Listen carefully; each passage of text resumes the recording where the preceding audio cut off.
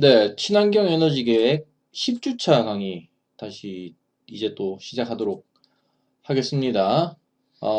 이번 주에 할 내용은 신재생 에너지 중에, 기타 신재생 에너지 중에 이제 풍력, 그 다음에 바이오매스, 그 다음에 해양 에너지에 대한 얘기 할 건데, 풍력은 이제 지난 시간에 한번 다루었습니다. 전전주였죠. 다뤘기 때문에 겹치는 내용은 넘어가고, 좀 새로운 부분, 적용된 실제 사례, 이런 부분만 이제 이야기를 하고 넘어가도록 하겠습니다. 풍력 발전의 기원은 이제 공기의 그 지표의 태양 에너지의 어떤 불균형적인 그 가열로 인해서 생기는 기류의 그 변화로 인해서 그 기체의 운동 에너지를 이제 터빈의 동력으로, 축동력으로 이제 변환해서 전기를 발생시키는 장치라고 했었죠. 그래서 뭐 이런 구조가 있다. 그런 얘기를 했었습니다. 일반적으로는 이제 수평축 터빈을 많이 사용하고요. 그 다음에 이제 수직축 풍력 터빈이 있습니다. 근데 이제 아직까지는 이제 효율이 많이 낮기 때문에 그 상용화가 아직 크게 많이 되지 않았다. 그런 단점이 있고요. 뭐 간단하게 이제 비교하면 수평축은 회전축이 이제 지면에 대해서 이제 수평하다 해서 수평축입니다. 효율이 높다. 그 다음에 이제 중대형에 적합하다. 날개가 두 개인 경우와 세 개인 경우 이런 게 있다. 그 다음에 이제 수직축 같은 경우는 이제 이런 식으로 축이 이렇게 되어 있으면은 요 방향으로 회전합니다. 그러니까 이제 지면에 이제 수직인 거죠. 이 풍향 변화에 영향을 받지 않는다 하는 장점이 있는데 이제 효율이 낮다라는 문제가 있습니다. 그렇고요. 이제 뭐 요즘 많이 나오는 또 해상 풍력 이런 게 있죠. 왜냐면 이제 풍력에 지난번에 이야기했던 것처럼 이제 좀 시각적인 어떤 그런 위압감, 그 다음에 이제 소음공해 이런 것들이 있기 때문에 해양에다가 배치를 하게 되면은 아무래도 그런 부분에서 조금 자유로울 수 있겠죠. 입지적인 면에서 자유로울 수 있고요. 그리고 또 보통 그 해상 같은 경우는 이제 바람이 많이 붑니다. 왜냐면은 이제 바닷가 같은 경우는 지난번에 말씀드렸던 것처럼 이제 그 기류의 불규칙적인 가열이 훨씬 더 많이 일어나고 여러분 바닷가 가면 바닷바람이 많이 불잖아요. 그렇죠? 산에는 또 골바람이 불지만 바닷가는 바닷바람이 많이 붑니다. 그러니까 바닷가 같은 경우는 이제 효율이 조금 높다. 그리고 또 바닷가 같은 경우는 이제 또 다른 것은 뭐냐면은 이제 장애물이 없죠. 장애물이 없다.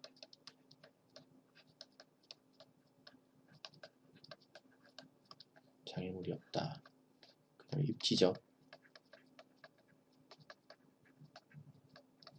입지적으로 되게 좋다. 왜냐면 여러분들 이거 육지에 설치하려면은 육지에는 뭐가 있습니까? 딱 땅 주인이 있죠. 땅 주인이 있습니다. 그렇기 때문에 우리 집 근처에 뭐 풍력 발전기 세운다 이러면은 막 머리에 띠두르고 난리 나죠.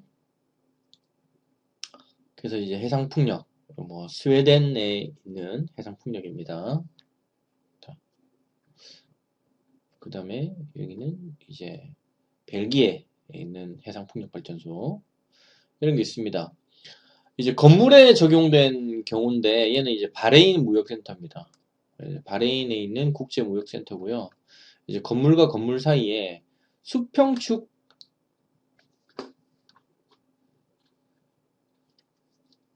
수평축 풍력 발전기를 이제 설치한 사례이고요. 직각 삼각형 두 동의 건물 사이에 상중하층의 세 개의 다리가 두 동을 연결하면서 수평축 발전기를 이제 설치가 되어 있는 구조입니다. 상, 중, 하입니다. 그런데 이제 문제는 바람이 이쪽으로 안 들어오고 여기서 불 때는 효율이 이제 안 나는 그런 단점이 있죠. 아예 안 돌아갈 겁니다. 풍향이 안 맞으면 그런 단점이 있죠. 그렇지만 이제 바람이 이쪽으로 불게 되면은 엄청나게 이제 이 효율이 높을 거예요. 왜 그러냐면은, 이전에 제가 좀 설명했던 그 연속식에 의해서 그 유로가 좁아지면은 Q는 A, V죠. Q는 A는 단면적, V는 유속이니까 얘가 올라가면 얘는 내려가고 얘가 내려가면 얘는 올라가게 됩니다. 그렇겠죠? 반비례 관계니까. 그래서 단면적이 요만큼의 요만큼의 요만큼의 면적으로 바람이 불어야 되는데 이 건물 때문에 가리니까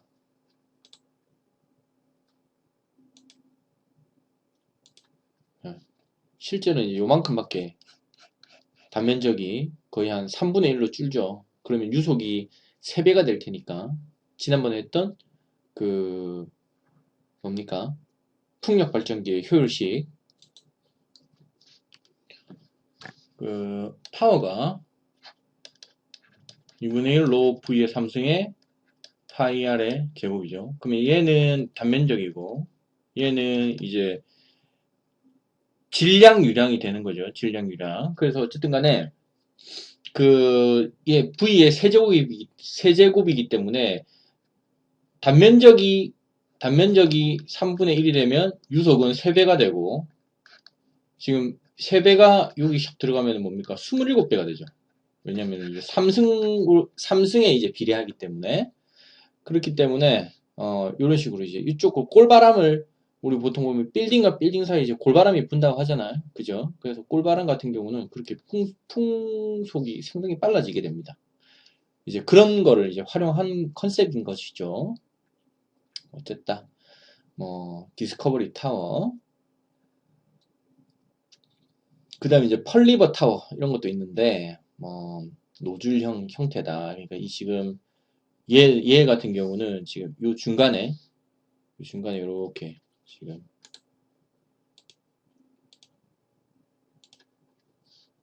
얘 같은 경우 중간에 이렇게 지금 공기가 이렇게 빨려 들어갈 수 있도록 이렇게 유로를 만들어 놨어요. 그래서 이 공기가 딱 받치면은 이쪽으로 이렇게 타고 이제 흘러 들어가는 어떤 이런 방식인데 여기도 마찬가지로 풍향에 이제 결정적인 제한을 받는 구조입니다.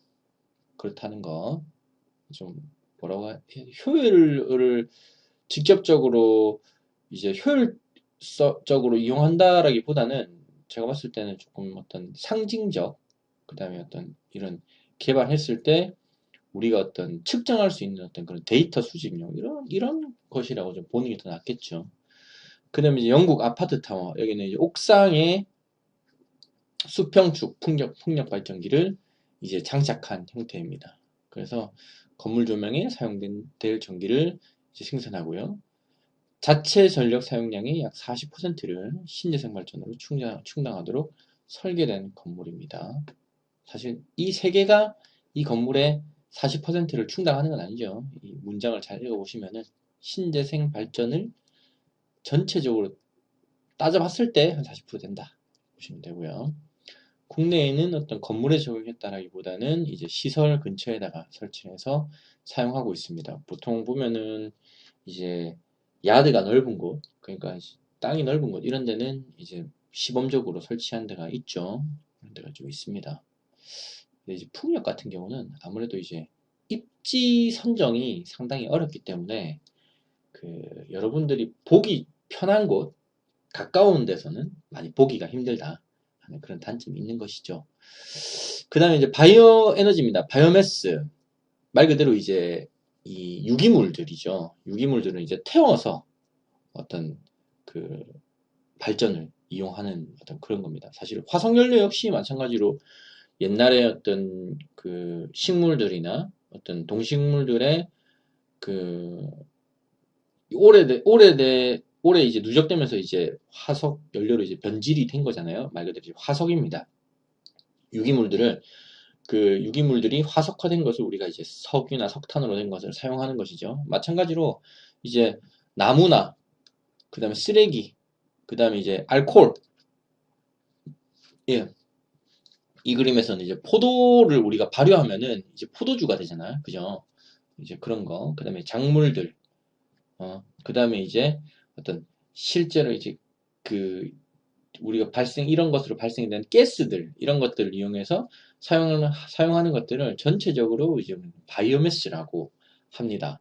이런 것들이 왜 에너지화 되냐, 어떻게 이런 것들이 에너지를 사용할 수 있냐 하는 것은 실제로 이런 동식물들이 우리 이 지구를 구성하는 이 대다수들의 어떤 유기물들의 어떤 시작은 식물이죠. 식물인데, 식물은 뭡니까? 광합성을 하죠. 광합성. 오랜 기간 동안 태양으로부터 빛 에너지를 받아서 영양분들을 만들어냅니다. 우리 광합성이라 하죠. 그 영양분들을 이제 동물이 이제 식물한테 섭취하고, 이 동물이 나중에 뭐 동식물들 자체가 이제 화석연료가 이제 되는 거니까 요 단계를 우리는 이제 그대로 이제 사용해보자 하는 겁니다. 석유나 석탄까지 단계는 가지 않았지만 이제 이런 것들 태울 수 있는 것들을 이제 태워서 우리가 사용하자 하는 것이고요. 이런 것들의 공통점은 바로 이제 연소가 가능하다라는 장점이 있어야 됩니다. 연소 가능. 왜냐면 우리가 불을 태워야 물을 끓이든 뭐 엔진을 돌리든 해서 이제 동력을 만들어낼 수 있으니까. 바이오에너지의 종류는 나무, 농작물, 쓰레기, 알코올, 그 다음에 매립지 등에서 나오는 가스, 이런 것들, 우리가 여러분들 뭐 그 쓰레기 매립장 이런 데 가보면은 우리가 뉴스 같은 데 보면은 쓰레기 매립장이 이렇게 막 쓰레기가 산더미처럼 막 이렇게 쌓여 있어요. 쌓여 있는데 여기 보면은 파이프 같은 게 중간중간에 이렇게 꼽혀 있어. 이게 왜냐면은 이 쓰레기들이 썩잖아요. 발효하게 되면은 발효가 이제 알코올이 되는 거니까. 알코올은 뭡니까? 여러분들 불 붙이면 불이 붙죠. 여러분들 막 뭡니까? 불쇼 같은 거 할 때 그 알코올로 하잖아. 걔네들 알코올 도수가 엄청 높은 알코올 가지고 불을 붙이는 거죠. 술도 뭐 꼬랑주 이런 것들은 여러분들 불 붙이면 불 붙잖아요. 뭐 소주 같은 거는 잘 안 붙지만, 소주도 뭐 오래 붙이면 붙긴 합니다만 잘 안 붙잖아요. 어쨌든 이 그 발효 과정에서 발생하는 어떤 이런 알코올들이 있어요. 알코올이나 이런 가스들이 있습니다. 메탄 가스 같은 것들. 그런 이런 그 가스들이 나오게 되는데, 이런 것들을 다 막아 놓으면 어떻게 되겠어요? 가스가 막 차겠지. 이 밑에 이 쓰레기 더미 밑에 가스가 차가지고 까딱 잘못하면 이게 폭발할 수 있습니다. 그렇기 때문에 이 파이프를 꼽아 넣는 거죠. 가스 빠져나가라고.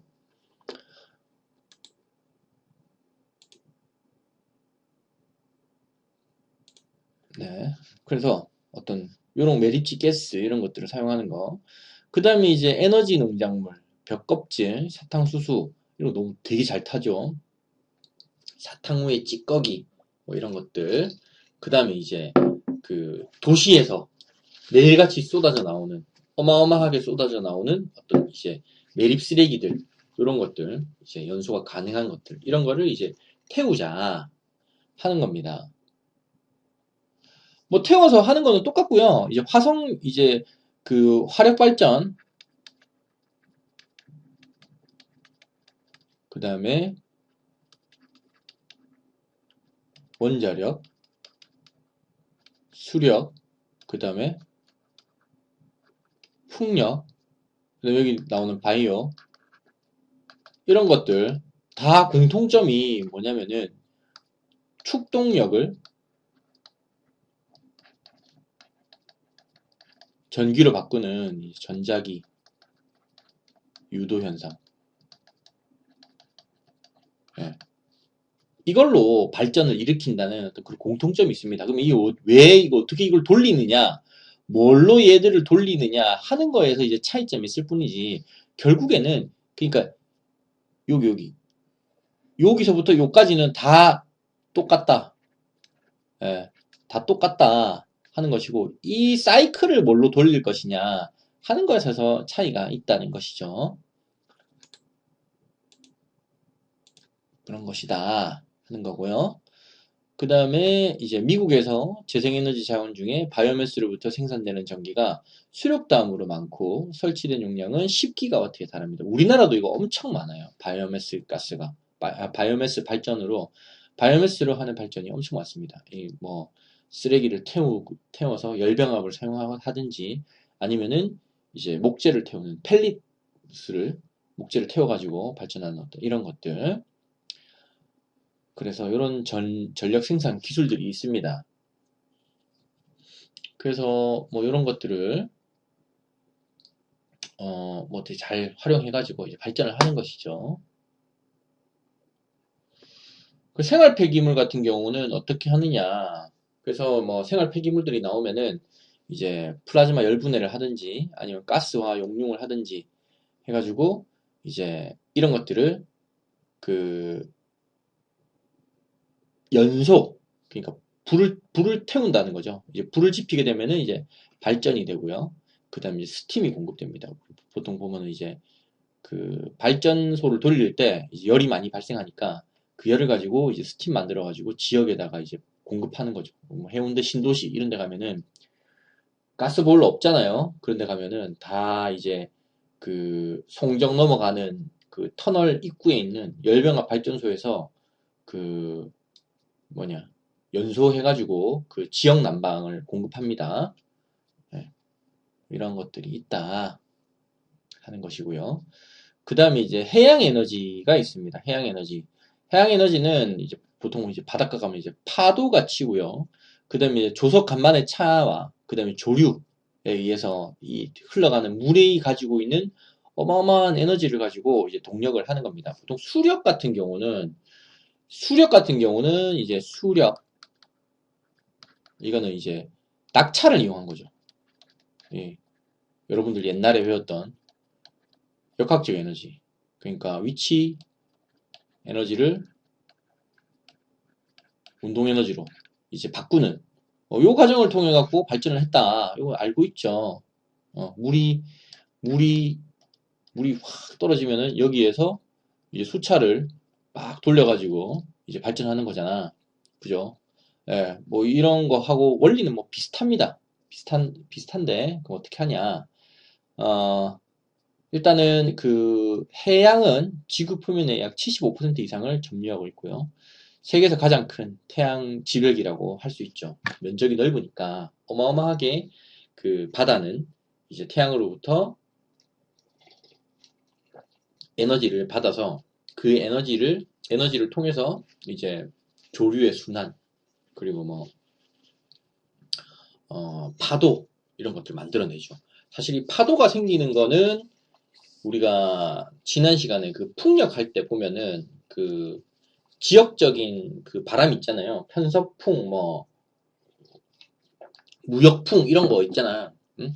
그런 것들에 의해서 이제 그 해류가 우리가 보통 보면 이제 아시아가 있고 미국이 이렇게 있고 우리 천당인 하와이가 여기 있고 뭐 적도가 뭐 이렇게 간다 치면은 그걸 보면은 이제 해류가 이런 식으로 흐르잖아요. 해류가 이런 식으로 순환합니다. 이런 식으로 순환해. 그죠? 여기 뭐 보면 이쯤에 어디 호주가 있고 그렇잖아요. 여기 미국이고 여기는 아시아. 여기 있죠. 해류는 이쪽 방향 이렇게 계속 순환하잖아. 그죠? 그래가지고 이쪽으로 계속 이제 그 이게 이렇게 순환하는 이유는 이제 바람이 계속 이 방향으로 불기 때문에 그런 겁니다. 일로 불고 일로 불고 또 여기서 일로 불고 하기 때문에 이제 그 해류의 순환이 이런 식으로 생기게 되는 것이고요. 이 해류가 이렇게 생기는 거는 이제 아까 말했던 이제 지역적인 바람에 의해서 해류가 생기게 됩니다. 해류가 이렇게 생기니까 대략적으로 이제 파도들이 항상 이제 이런 식으로 치게 되는 거죠. 이제 파도 역시 바람에 의해서 생기는 거니까. 자, 그렇다. 그 다음에, 여기 보면은, 이제, 여기 보면, 조력 발전이 있고요. 그 다음에 조류 발전, 그 다음에 파력 발전이 있습니다.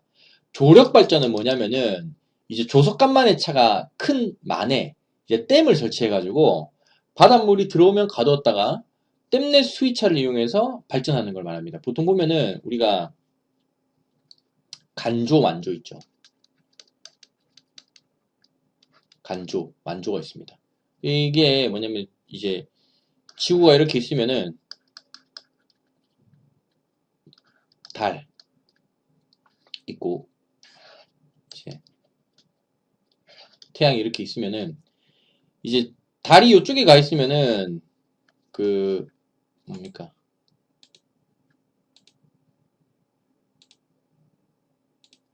달이 이쪽에 가면은 이쪽 위치에 있을 때는 이제 바다의 물이 해수가 이렇게 이제 만류력에 의해서 이제 당겨가겠죠. 이렇게 그렇게 되면은 반대쪽도 이렇게 당겨갑니다. 요렇게 돼요. 당겨갑니다. 왜냐면은 그 여러분들 이렇게 사람이 원리는 사람이 아유, 여기 옆에다가 이렇게 사람이 이렇게 서 있다가 팔을 이렇게 벌리고 있습니다. 어, 아 팔을 그냥 오므리고 있다 치자. 잠시만요. 지우기. 사람이 이렇게 이제 서 있는데 여기에서 누가 이 팔을 잡아서 확 당깁니다. 확 당기면 어떻게 돼요? 사람이 팔을 잡아서 누가 이렇게 확 당기면 어떻게 돼? 그러면 이렇게 팔이 내리고 있다가 요로 확 딸려가면서 팔이 이렇게 샥 펴집니다. 여러분들 한번 실험 한번 해보세요. 이제 팔을 이렇게 내리고 있다가 여기서 팔 확 잡아 당기면은 사람이 이쪽으로 확 당겨가면서 팔이 이쪽으로 딱 됩니다. 예? 원래 이제 그 뭡니까 관성에 의해서 이 원래 있던 위치로 이 팔은 가만히 있으려고 하니까 사람이 확 딸려가면은 팔이 이렇게 딱 반대쪽으로 당겨가거든요. 그래서 한쪽 팔을 확 잡아 당기면은 사람이 이렇게 완전히 쫙 펴지진 않지만 한쪽 팔도 이렇게 이제 좀 펼쳐지는 거죠. 이렇게 펼쳐집니다. 마찬가지로 이제 달이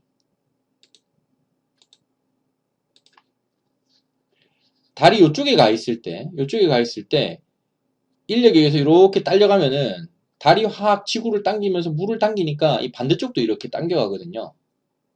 그 다음에 이제 지구가 이제 자전하잖아. 하루에 이제 한 바퀴씩 지구가 돌잖아요. 지구가 돕니다. 이제 달의 공전보다 지구의 자전이 훨씬 빠르니까 지구가 이제 하루에 이렇게 한 바퀴를 돌죠. 그러면은 이제 그 요 위치가 이까지 가는데 몇 시간 걸리겠어요? 12시간 걸리겠죠.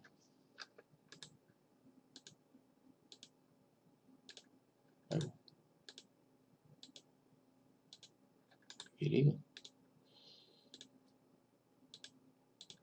예, 왜 그렇지? 색깔이, 죄송합니다. 자, 요 위치가 내가 여기 서 있었는데, 내가 요렇게 반대쪽까지 가는데 몇 시간 걸립니까? 반 바퀴니까 12시간이겠죠. 12시간입니다. 그렇겠죠? 그 다음에 다시 돌아오는데 12시간 걸릴 겁니다. 근데 이제 내가 여기에서도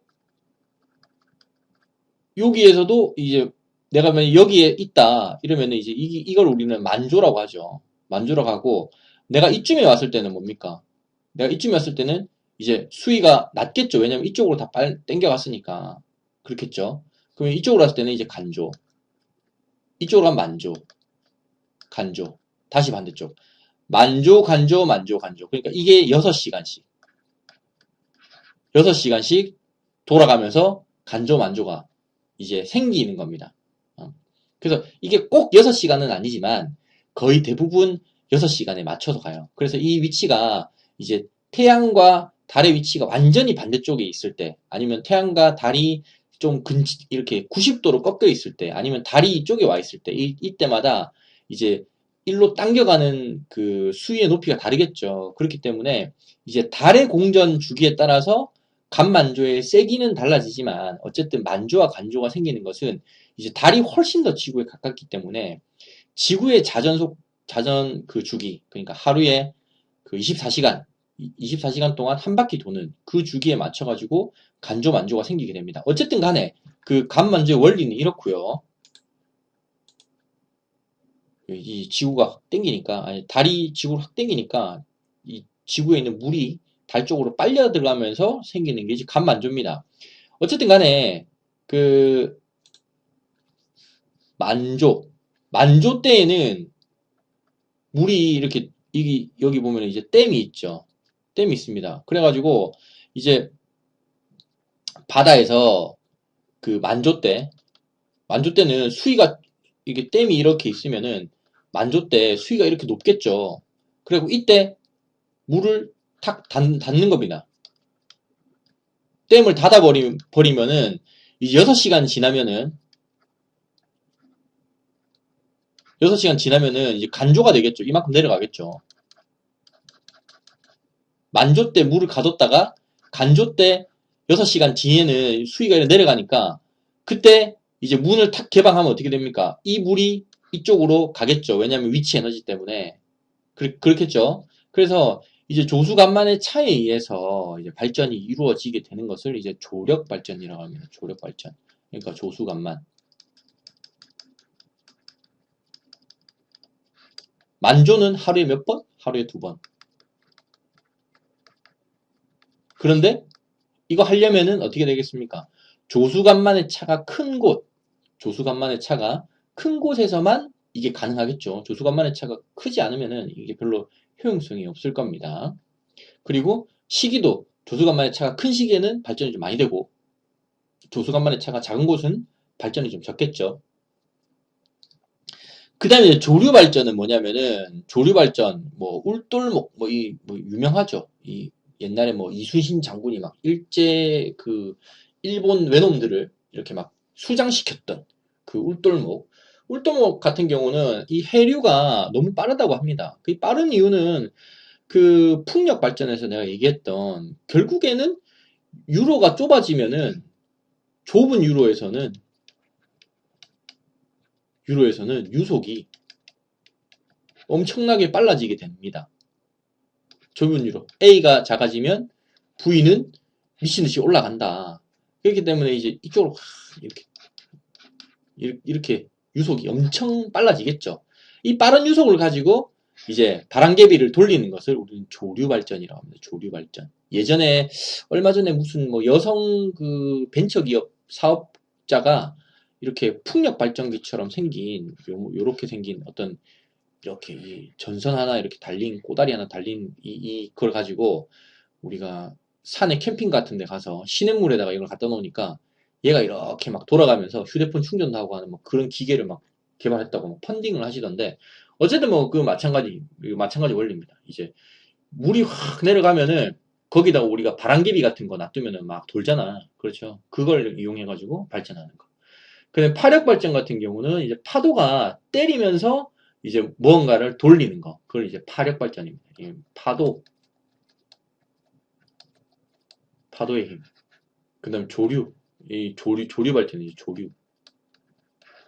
그 다음에 조력. 이건 조수간만. 차. 여기에서 발전을 한다. 그렇게 이해하시면 될 것 같습니다. 그래서 조력 발전, 참 그렇게 많이 하는 발전 방식은 아니에요. 많이 하는 발전 방식은 아닌데, 어쨌든, 조력 발전 같은 경우는 조수 간만과 수위차를 이용해서 이용하는 어떤 발전 방식입니다. 그래서 양방향 터빈을 사용하면은 이제 밀물과 썰물 시에 발전을 계속할 수 있다. 이런 장점이 있습니다. 대신에 이제 조수 간만의 차가 좀 커야 된다 하는 그런 이제 제약 조건이 좀 있습니다. 우리나라 같은 경우는 조수 간만의 차가 큰 곳이 그렇게 많지가 않죠. 그렇게 많지 않기 때문에 이렇게 신재생 에너지 발전하기에 그렇게 썩 좋은 국가는 아닙니다. 그렇다. 그 다음에 이 파력 발전 같은 경우는 이런 식으로 조금 부정형으로 생긴 이런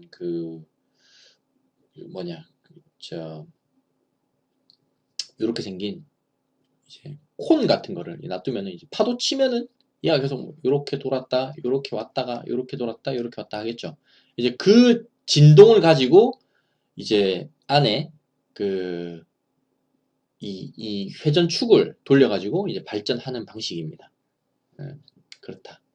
그래서 떠 있는 이제 플로트 돼 있는 플로트 이렇게 왔다 갔다 하면서 이제 중간에 있는 그 축을 회전시켜 가지고 발전하는 그 방식이 이제 파력 발전입니다. 그렇다.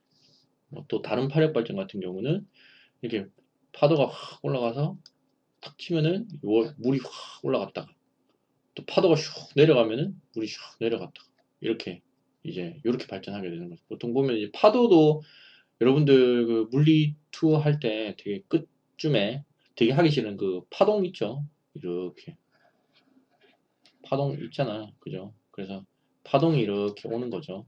우리가 여기 해안가에서 막 이렇게 서핑을 하는 사람이 파도 타는 것은 이런 웨이브가 이렇게 진동이 전달이 돼가지고 이제 오는 것이 이제 파력 발전입니다. 그 참고로 이 파력 발전 같은 경우도 그 아주 깊은 바다에서 우리가 태풍 같은 파도가 칠 때는 뭐 이렇게 파도가 엄청 뭐 집채만한 파도가 오지만 왜냐면 이제 먼 바다에서는 바람이 많이 불기 때문에 가까운 바다 그러니까 조금 이제 우리가 그 내륙에 좀 가까워졌을 때 보통 보면 이제 먼 바다에 그 수심이 너무 깊은 곳에는 사실 이 웨이브 속도가 나지 않습니다. 그렇겠죠. 왜냐면 이제 이쪽으로 예를 들어서 물의 에너지가 이렇게 흘러온다 치면은 뭡니까? 이게 역시 단면적 A1, A2, A2가 훨씬 좁죠. 그러면 이제 속도가 빨라지니까 확 이렇게 파도가 치는 거죠. 가까이 와서. 그러니까 먼 바다에서는 너울 다니지만 가까운 곳에서 팍 이런 파도가 치는 것은 파도가 깨지는 파도가 치는 것은 이 단면적이 좁아지기 때문에 유속이 더 빨라져서 확 빨라져가지고 이 물을 넘어오는 겁니다. 보통 이 먼 바다에서는 이런 웨이브가 생기지 않죠. 참고로 해두시면 좋을 것 같네요. 그 다음에 이제 조류 발전은 이제 항상 흐르는 물의 흐름이 있습니다. 항상 흐르는 물의 흐름에 이런 식으로 이제 그 프로펠러를 하나 놓고 이 프로펠러가 계속 돌아가겠죠. 그래가지고 이제 발전하는 그런 방식입니다. 울돌목에 있는 이제 조류 발전소. 네. 근데 이제 조류 속도가 너무 빠르면 이제 블레이드에 이제 과도한 응력이 발생되게 됩니다. 사실 이게 또 너무 속도가 낮으면 이제 경제성이 떨어지는 문제가 있는데요. 우리가 이 풍력 발전 같은 경우는 풍속이 너무 빠른 경우에도 어떤 제어하는 컨트롤하는 그런 장치들이 있습니다. 근데 이제 그 이제 이런 물 같은 경우에는 이제 그 이제 밀도가 물 같은 경우는 이제 1000kg per 거의 한 큐빅미터 정도 되거든요. 물. 근데 이제 공기는 약 한 1kg per 큐빅미터 정도 돼요. 그럼 1000배죠. 1000배. 1000배. 1000배. 1000배입니다. 지난번에 했던 풍력 발전기의 그 효율식 파워가 2분의 1 로 V의 3등 파이 R의 제곱이라고 했죠. 어쨌든 간에 얘는 단면적이니까 뭐 똑같이 처음 치면은 예. 로가 1000배입니다. 1000배. 똑같은 속도라면 여기 있는 파워가 이제 1000배로 오게 되거든요. 그렇기 때문에 유속이 너무 빠른 경우에는 사실 이 프로펠러가 견디어내지를 못하는 그런 단점이 생기게 됩니다. 물 같은 경우는. 그래서 여러분 우리가 앞서 말했던 터빈 발전 같은 경우 다 이제 수증기죠. 수증기니까 기체입니다. 기체 상태의 매체가 터빈을 때리니까 그 터빈이 좀 견딜 수가 있는데 이렇게 밀도가 어마어마하게 높은 유체가 그 터빈을 때리면은 거기 가해지는 스트레스가 사실 어마어마하거든요. 그렇기 때문에 이제 이런 블레이드에 과한 응력이 유발될 수 있다. 이런 단점이 좀 있습니다. 뭐 이것도 우리나라에 뭐 시범적으로 하고는 있지만 그렇게 뭐 대단한 건 아니다. 아직까지 이제 개발이 좀 더 많이 필요하다 하는 거고요. 그 다음에 이제 온도차 발전. 온도차 같은 경우는 우리가 이제 적도를 이렇게 이쯤이라 하면은 우리나라가 한 지금 30 몇 도니까 이 우리나라고요. 예, 우리나라고 여기 보면 일본이 있네요. 어쨌든 적도에는 엄청 물이 뜨겁고 저 다른 데로 가면은 점점 올라올수록 내려갈수록 적도를 기준으로 이제 온도가 이제 높고 낮고 하는 그런 게 있죠. 그렇기 때문에 우리 온도차 발전 같은 경우는 이제 해수의 어떤 온도, 온도의 차이를 가지고 이제 얘기를 하는 겁니다. 그런데 그 지금 이 온도의 분포는 이제 표층수의 온도인데요. 그 물이 수심이 내려가면 내려갈수록 이제 태양 에너지가 여기는 태양이 이렇게 떠 있으면은 해수면 표면 근처에서는 온도의 그 외기의 영향을 많이 받겠죠. 태양의 영향을 많이 받지만 깊으면 깊을수록 사실 그 영향을 많이 받지 않거든요. 그렇기 때문에 심층수 같은 경우는 물이 엄청 차고 표층수 같은 경우는 뜨끈뜨끈합니다. 그래서 온도 차이가 표층수와 심층수 온도 차이가 한 20도 정도 된다. 이럴 때는 이제 최적 조건으로 이제 온도차를 이용해서 그 발전할 수 있다 하는 컨셉입니다. 그렇다면 이거 어떻게 온도차를 어떻게 이용하느냐 하는 건데요. 그 온도차를 어떻게 이용하느냐 하는 건데 이거 히트펌프입니다. 히트펌프. 히트펌프. 그러니까 그 보면은 이제 어 여기는 고열원 상대적으로 여기는 저열원이죠. 예. 이렇기 때문에 그 히트펌프 온도 차에 의해서 작동하는 히트펌프에 의해서 이제 온도를 여기 더 올리는 거죠. 더 올려가지고 여기에서 이제 발전기를 이제 돌리는 방식이 이제 온도차 발전이라고 보시면 됩니다. 그러니까 뭐라 해야 되나? 그러니까 하천수 이용 히트펌프하고 거의 비슷하다고 보시면 됩니다. 그렇다. 해수열은 히트펌프 같은 경우는 이제 그 해수의 온도를 이용해서 히트펌프를 돌리는 방식이다. 이렇게 보시면 되고요. 그 노르웨이 오슬로시에 있는 이제 해수 이용 히트펌프 시스템입니다. 그래서 하천수 온도가 높은 이제 하천수와 이제 온도가 낮은 이제 상부의 온도 이런 것도 외기 온도를 이용해 가지고 히트펌프를 가동해서 이제 냉난방 급탕에 이용하는 방식이 이제 해수열원 냉난방입니다. 그 보면은 뭐 해수열원 냉난방이라고 해서 거창해 보이지만 우리가 지난 시간에 했던 지열 발전, 뭐 지열 냉난방 하고 뭐 같습니다. 열원이 이제 지열이냐 아니면 해수냐 이 차이밖에 없거든요. 결국에는 이제 히트펌프다.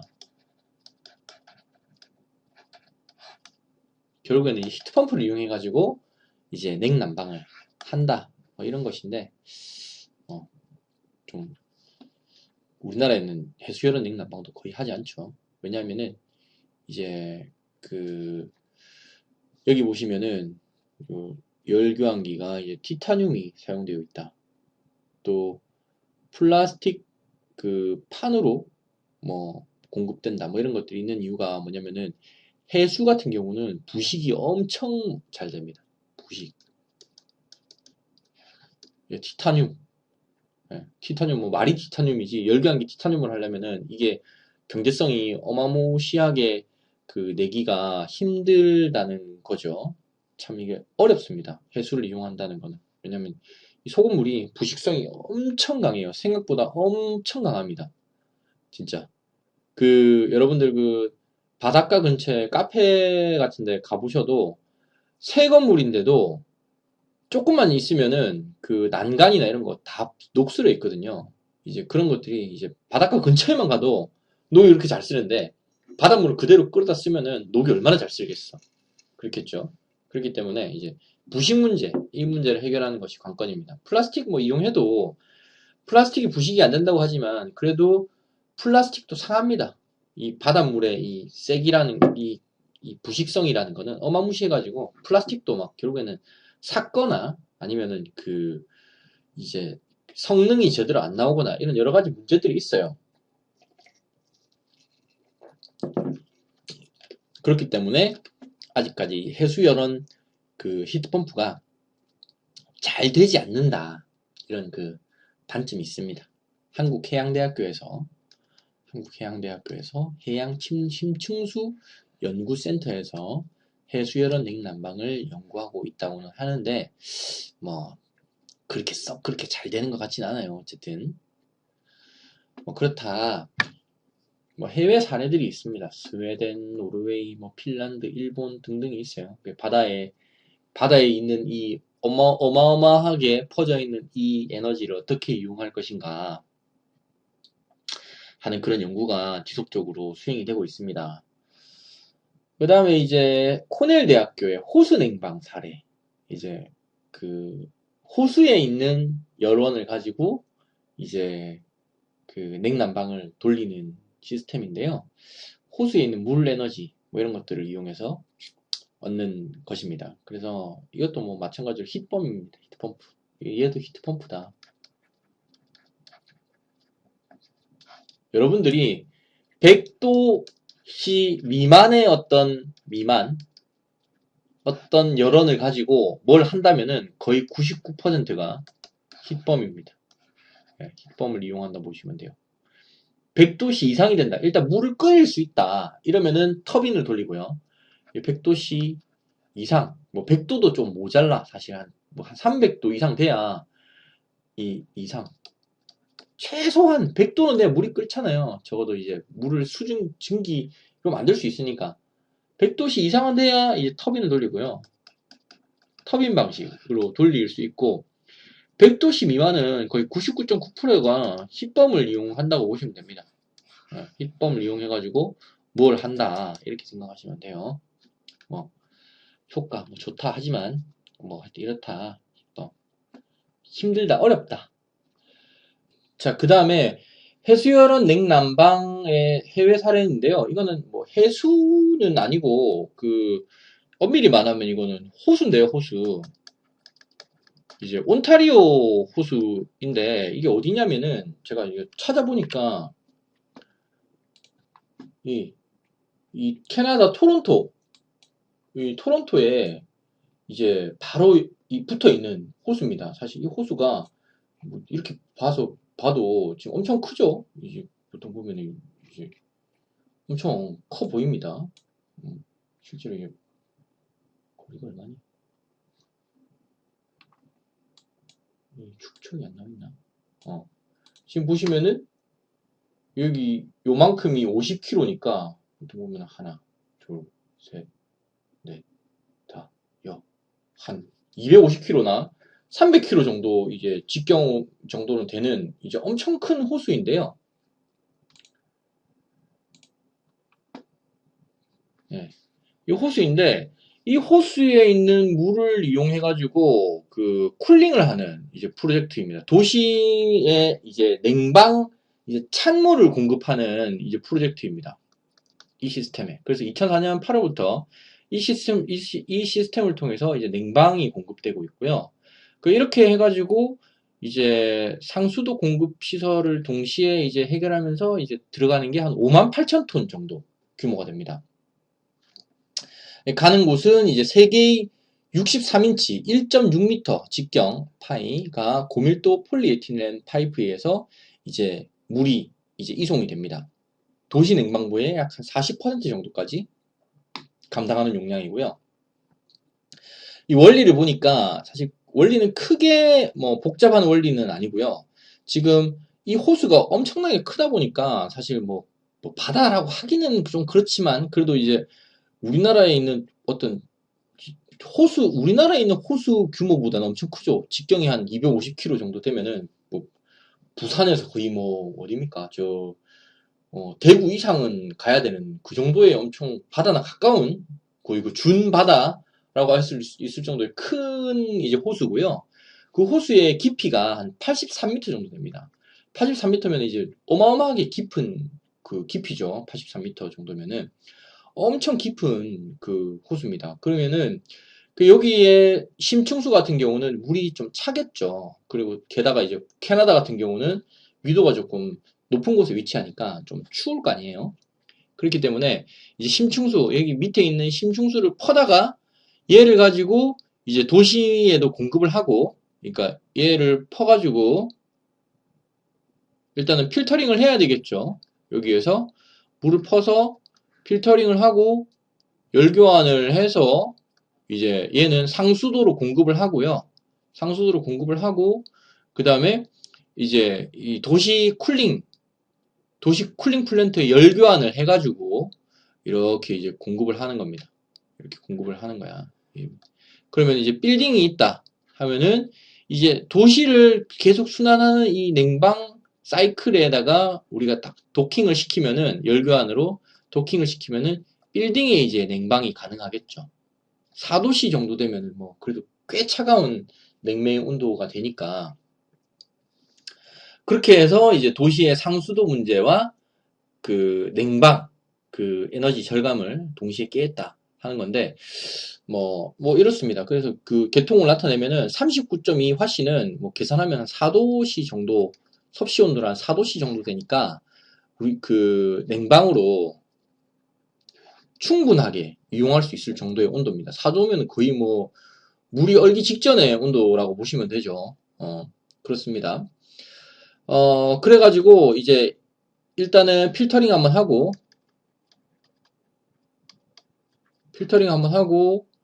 도시에 공급하고 열교환을 통해 가지고 이렇게 도시를 계속 사이클을 돌리는 거죠. 그래가지고 요 끝에 이제 실제 빌딩에서는 열교환기 하나 붙여가지고 이제 4도씨 그 냉방 공급하고 돌아오는 것은 화씨 58도 정도면은 얼마냐? 변환 좋은 게 있죠. 58도 한 14도 정도 됩니다. 아이고. 14도 4도씨가 들어가서 한 14도 정도 돼서 다시 이렇게 이제 나와가지고 이제 순환하게 되는 이제 구조라고 할 수 있겠죠. 어쨌든 뭐 이렇게 해가지고 캐나다에서는 그 이 호수 심층수를 이용해가지고 그 도시의 냉방과 상수도를 이제 공급하는 것을 이제 해결했는데 우리나라 같은 경우는 사실 이 정도까지 4도까지 그 여름에 온도가 떨어지는 심층수를 바다 말고는 구하기가 좀 힘들죠. 그리고 바다도 좀 가까운 그 근해에서는 이 정도까지 떨어지는 곳을 발견하기가 좀 힘들 거예요. 그렇기 때문에 공급하기가 좀 어렵다는 그런 단점이 있죠. 토론토라는 어떤 호수의 바로 옆에 붙어 있는 입지적인 어떤 조건이 있기 때문에 가능한 것 아닌가 하는 그런 생각이 듭니다. 뭐 이런 거 보면은 뭐 지역 또 국가마다 그 나라가 처해져 있는 이제 지리적, 환경적 어떤 조건들이 다르니까 이런 것들을 이제 적절히 활용한다면 충분히 이제 에너지 절감과 또 깨끗한 물을 공급할 수 있는 어떤 이런 대안이 될 수 있지 않겠나 하는 생각이 드네요. 뭐 우리나라에서도 여러분들이 좀 공부 열심히 하셔가지고 이런 거 좀 우리나라에 맞는 이런 신재생 에너지 이런 거 하시면 괜찮을 것 같네요. 이번 주 수업은 여기까지 하고요. 다음 주 또 이어서 하도록 하겠습니다. 이어서 하도록 하고요. 여러분들 이번 주에는 요거 캐나다 토론토에서 한 요 내용 한번 조사 한번 A4지 한 장 정도로 A4 한 매 표지 안 포함 해가지고 캐나다 토론토 온타리오 호수 물을 이용해가지고 하는 Enwave Deep Lake 쿨링 프로젝트 여기에 대해서 간단하게 한 장 정도 이제 조사해오는 것을 이번 주 과제로 하겠습니다. 이번 주 과제 표지 안 포함 A4지 한 매 정도 조사해오는 게 이번 주 과제입니다. 자, 수업 듣느라 고생하셨습니다. 다음 주에 뵙겠습니다.